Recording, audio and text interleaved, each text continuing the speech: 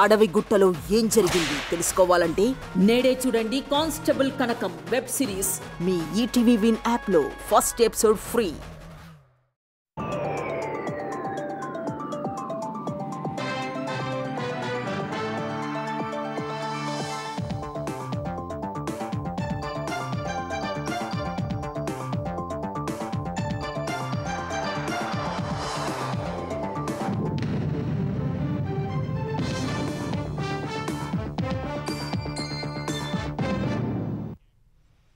నమస్కారం, ETV news కు స్వాగతం.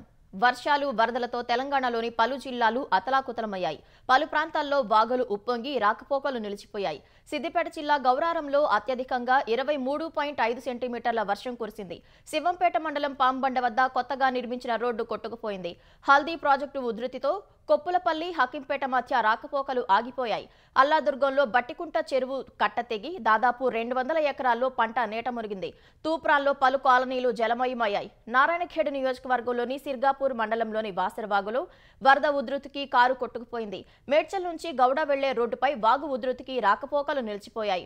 మూడుచింతలపల్లి మండలం ఉద్దెమర్రి వద్ద వాగు ఉధృతంగా ప్రవహిస్తోంది. దుండిగల్ తండా కాజిపల్లి రహదారి చెరువును తలపిస్తోంది.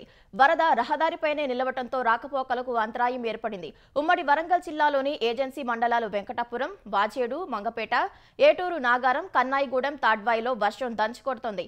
మంగపేటలో 19 సెంటీమీటర్ల వర్షపాతం నమోదైంది. జయశంకర్ భూపాలపల్లి జిల్లాలో వర్షం వల్ల బొగ్గు ఉత్పత్తి నిలిచిపోయింది.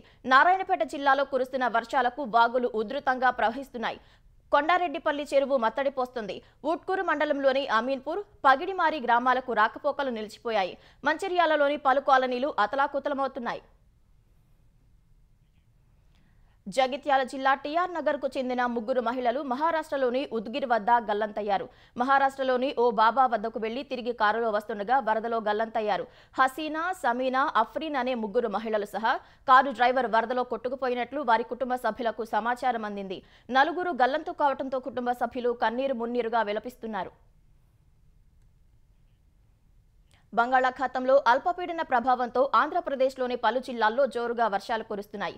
భారీ వర్షాలకు శ్రీకాకుళం జిల్లాలో ఆముదాల వలస, సరుబుజ్జిలి, కొత్తూరు, లావేరు, కవిటి, కంచిలి మండలాల్లో రోడ్లు జలమయమయ్యాయి. నాగావళి, వంశధార నదులు నిలకడగా ప్రవహిస్తున్నాయి.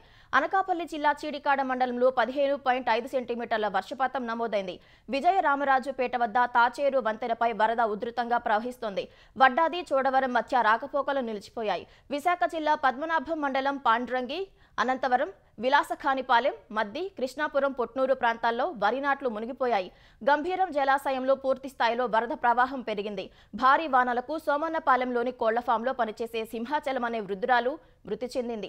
అల్లూరు జిల్లాలో వర్షాలకు జనజీవనం స్తంభించింది. పాడేరులో అత్యధికంగా 16.1 సెంటీమీటర్ల వర్షపాతం నమోదైంది. హుకుంపేట మండలం చిట్టెంపాడు, బర్మన్గూడలో పంటలు పూర్తిగా మునిగిపోయాయి. బొక్కేళ్లు వద్ద రహదారిపై 2 అడుగుల మేర నీరు ప్రవహిస్తుండగా రాకపోకలకు అంతరాయం కలిగింది. కోనసీమలోని వశిష్ట, వైనతేయి, గౌతమి, వృద్ధ గౌతమి నదీ పాయలు జోరుగా ప్రవహిస్తున్నాయి. లంక గ్రామాల్లో వరద ఉధృతితో జనాలు బయటకు రాలేని పరిస్థితి నెలకొంది. ప్రజలు పడవల్లో రాకపోకలు సాగిస్తున్నారు. నిజాంపట్నం హార్బర్ వద్ద 3వ నెంబర్ ప్రమాద సూచిక జారీ చేశారు. రేపల్లె నిజాంపట్నం ప్రధాన రహదారిలో పలుచోట్ల వరద నిలిచిపోయింది. ఎగువన కురిసిన భారీ వర్షాలకు నిజామాబాద్ జిల్లా శ్రీరామ్ సాగర్ ప్రాజెక్టుకు వరద పోటెత్తుతోంది. ప్రస్తుతం ఈ ప్రాజెక్టుకు 1,50,000 క్యూసెక్కులకు పైనే వరద చేరుతోంది. ఈ ప్రాజెక్టు గరిష్ట నీటి మట్టం 1,091 అడుగులు కాగా ప్రస్తుతం 1,089 అడుగులకు చేరింది. శ్రీరామ్ సాగర్ గరిష్ట నీటి నిల్వ సామర్థ్యం 805 టీఎంసీలు కాగా ప్రస్తుతం 77 టీఎంసీలకు పైగా నీరు చేరింది.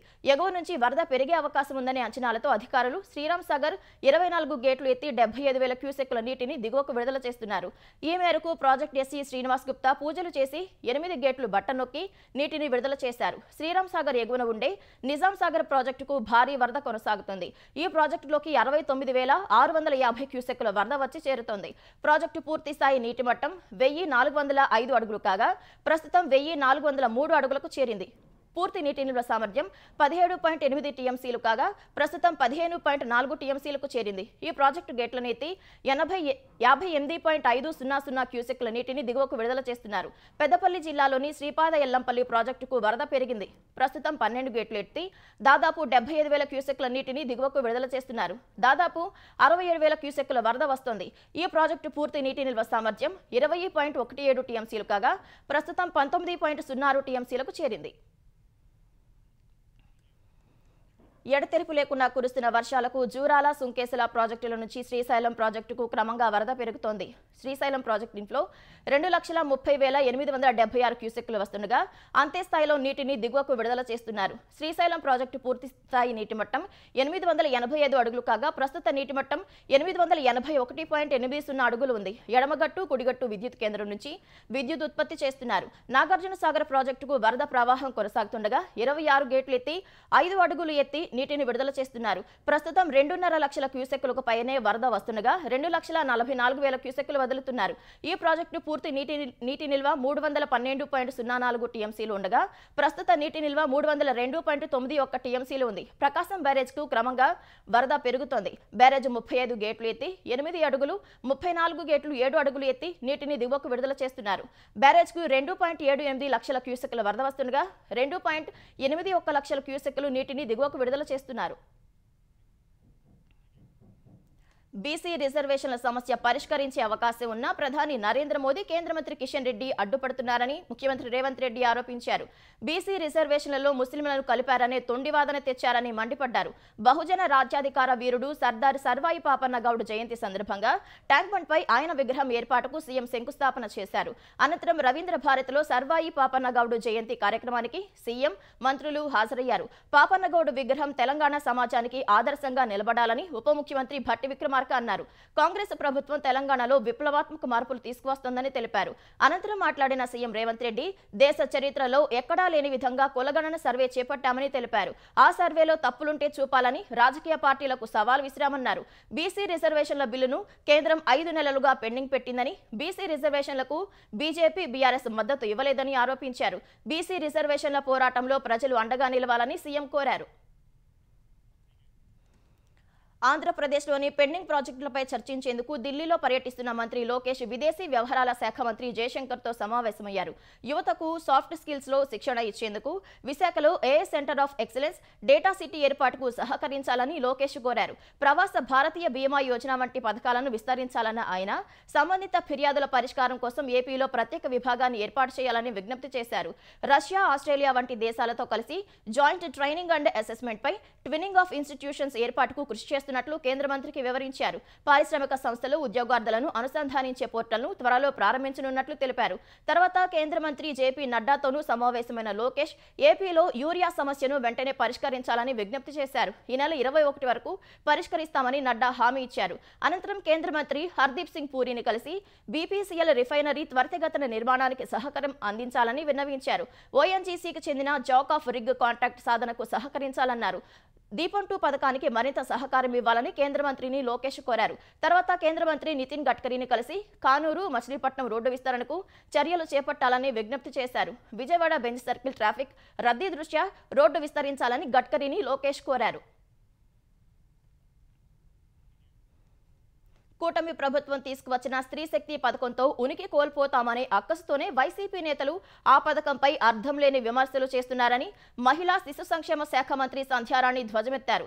కన్న తల్లి, సొంత చెల్లి, బాబాయ్ కూతురు ఇలా ఎవరి పట్ల గౌరవం లేని జగన్ మహిళల గురించి మాట్లాడటం విడ్డూరంగా ఉందన్నారు.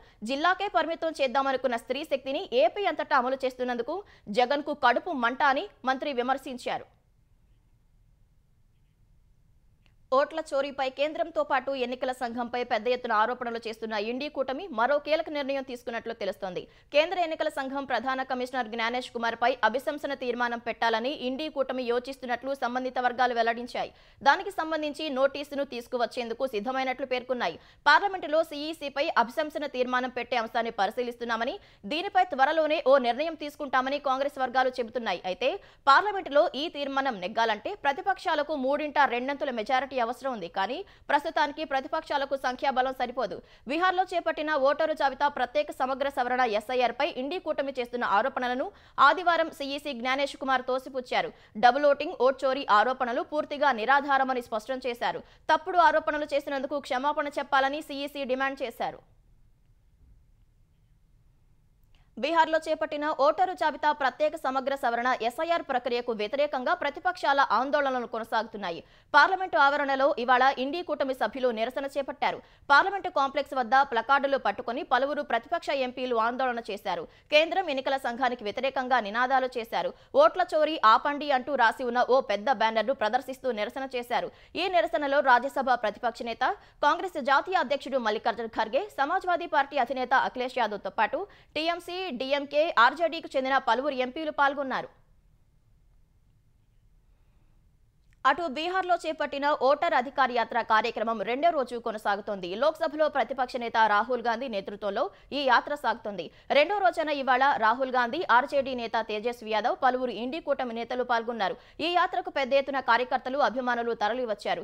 బీహార్లో ఈ యాత్ర 16 రోజుల పాటు 1300 కిలోమీటర్ల దూరం 20కి పైగా జిల్లాల మీదుగా కొనసాగుతుంది. వచ్చే నెల 1న పట్నాలో నిర్వహించే భారీ సభతో యాత్ర ముగియనుంది. అంతకుముందు సామాజిక మాధ్యమాల వేదికగా ఎన్నికల సంఘంపై రాహుల్ గాంధీ మరోసారి తీవ్ర ఆరోపణలు చేశారు. ఓట్ల చోరీకి ఎస్ఐఆర్ కొత్త ఆయుధమని ఆరోపించారు. ఒక వ్యక్తి ఒక ఓటు సూత్రాన్ని కాపాడతామని రాహుల్ ప్రతిజ్ఞ చేశారు. జేసీ ప్రభాకర్ రెడ్డి, కేతిరెడ్డి పెద్దారెడ్డి సవాళ్లతో అనంతపురం జిల్లా తాడిపత్రిలో మళ్లీ ఉద్రిక్త పరిస్థితులు తలెత్తాయి. ఒకే రోజు జేసీ ప్రభాకర్ రెడ్డి, కేతిరెడ్డి పెద్దారెడ్డి పర్యటనలతో అప్రమత్తమైన పోలీసులు భారీగా బలగాల్ని మోహరించారు. 750 మంది పోలీసుల్ని మోహరించారు. ఉద్రిక్తతలు తలెత్తే అవకాశం ఉండటంతో ఎర్రగుంటపల్లి ఫ్లైఓవర్ వద్ద శివుడి విగ్రహావిష్కరణ వాయిదా వేసుకోవాలని జేసీ ప్రభాకర్ రెడ్డికి పోలీసులు సూచించారు. అయినా ఆయన వినకుండా విగ్రహాన్ని ఆవిష్కరించారు. శివుడి విగ్రహానికి పాలాభిషేకం చేసి శాస్త్రోక్తంగా పూజలు నిర్వహించి విగ్రహావిష్కరణ చేశారు. అదే సమయంలో మాజీ ఎమ్మెల్యే కేతిరెడ్డి పెద్దారెడ్డి తాడిపత్రిలోకి వస్తానంటూ సిద్ధమయ్యారు. పుట్లూరు మండలం తిమ్మంపల్లి నుంచి తాడిపత్రికి బయలుదేరిన కేతిరెడ్డి పెద్దారెడ్డిని నారాయణరెడ్డిపల్లి వద్ద టీడీపీ కార్యకర్తలు అడ్డుకున్నారు. ఈ క్రమంలో శాంతి భద్రతలకు విఘాతం కలుగుతుందని పోలీసులు పెద్దారెడ్డికి తాడిపత్రి వెళ్లేందుకు అనుమతి నిరాకరించారు. దీంతో పట్టుబట్టిన కేతిరెడ్డి పెద్దారెడ్డి నారాయణరెడ్డిపల్లిలో రోడ్డుపై కుర్చీలో కూర్చున్నారు. తెలంగాణలో యూరియా కొరతతో అన్నదాతలకు ఇబ్బందులు తప్పట్లేదు. సరిపడా యూరియాను పంపిణీ చేయాలంటూ మహబూబాబాద్ జిల్లా గూడూరు, నెల్లికుదురు మండల కేంద్రాల్లోని జాతీయ రహదారి 365పై రైతులు ఆందోళన వ్యక్తం చేశారు. ఈ ఆందోళనతో మహబూబాబాద్ నుంచి నర్సంపేట, తొర్రూరు మార్గంలో వాహనాలు భారీగా నిలిచిపోయాయి. యూరియా కోసం రాత్రి నుంచి క్యూలైన్లలో నిలుచున్నా లేదని చెబుతున్నారని రైతులు ఆవేదన వ్యక్తం చేస్తున్నారు. ప్రభుత్వం స్పందించి తగిన చర్యలు తీసుకోవాలని డిమాండ్ చేశారు. హైదరాబాద్ రామంతపూర్లో శ్రీకృష్ణుడి శోభాయాత్రలో కరెంటు షాక్కు గురై 6గురు చనిపోయిన ఘటనపై సమగ్ర దర్యాప్తును ఆదేశించినట్లు తెలంగాణ పరిశ్రమల శాఖ మంత్రి దుద్దిళ్ల శ్రీధర్బాబు చెప్పారు. కేబుల్ వైర్ ద్వారా కరెంటు సరఫరా కావడం వల్లే ఈ దుర్ఘటన జరిగినట్లు చెబుతున్నారన్న మంత్రి, దర్యాప్తు నివేదిక వచ్చిన తర్వాత బాధ్యులపై చర్యలు తీసుకుంటామన్నారు. ఈ మధ్యాహ్నం రామంతపూర్ ఘటనలో గాయపడి గాంధీ ఆసుపత్రిలో చికిత్స పొందుతున్న ముగ్గురిని శ్రీధర్బాబు పరామర్శించారు. మరో 100 మీటర్ల వెళ్తే శోభాయాత్ర ముగుస్తుందన్న సమయంలో ఈ ఘటన జరగటం దురదృష్టకరమన్న మంత్రి, మృతుల కుటుంబాలకు 5 లక్షలు పరిహారం చెల్లించనున్నట్లు చెప్పారు. క్షతగాత్రుల వైద్య ఖర్చులను పూర్తిగా ప్రభుత్వమే భరిస్తుందని తెలిపారు. మృతుల కుటుంబాలకు సానుభూతి తెలిపిన మంత్రి హైదరాబాద్ కలెక్టర్ ఆధ్వర్యంలో ఈ ఘటనపై దర్యాప్తునకు ఆదేశించినట్లు వివరించారు. ఓబులాపురం మైనింగ్ కంపెనీ కేసులో మాజీ మంత్రి సబితా ఇంద్రారెడ్డి, మాజీ ఐఏఎస్ కృపానందంకు తెలంగాణ హైకోర్టు నోటీసులు జారీ చేసింది. ఇద్దరిని నిర్దోషులుగా తేలిస్తూ నాంపల్లి సిబిఐ కోర్టు మే 6న వెలువరించిన తీర్పును సవాల్ చేస్తూ సిబిఐ వేసిన పిటిషన్పై విచారణ చేపట్టిన హైకోర్టు వారికి నోటీసులు ఇచ్చింది. నాంపల్లి కోర్టు దర్యాప్తు అధికారులు సమర్పించిన ఆధారాలను పరిగణలోకి తీసుకోకుండా సబితా ఇంద్రారెడ్డి, కృపానందంను నిర్దోషులుగా తేల్చిందని సిబిఐ అప్పీల్లో పేర్కొన్నారు. 2005లో ఓఎంసీకి తాత్కాలిక లీజు అప్పగిస్తూ కృపానందం, సబితా ఇంద్రారెడ్డి నిర్ణయం తీసుకున్నట్లు తెలిపింది. కేంద్రం సూచనలను పట్టించుకోకుండా ఓఎంసీకి లీజు ఇచ్చారని, ఈ కారణంగా ప్రజాధనం సొంత జేబుల్లోకి వెళ్లిందన్నారు. క్యాప్టివ్ మైనింగ్ పేరుతో లీజు అప్పచెప్తున్నామని చెప్పినప్పటికీ క్యాప్టివ్ అనే పదం తీసేయటం వల్ల ఐరన్ ఓర్ను బహిరంగ మార్కెట్లో విక్రయించుకొని ఓఎంసీ కంపెనీ భారీగా లబ్ధి పొందిందని వాదించారు.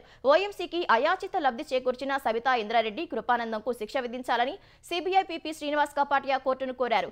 ఈ మేరకు సబితారెడ్డి, కృపానందంకు నోటీసులు జారీ చేసిన హైకోర్టు తదుపరి విచారణను వచ్చే నెలకు వాయిదా వేసింది.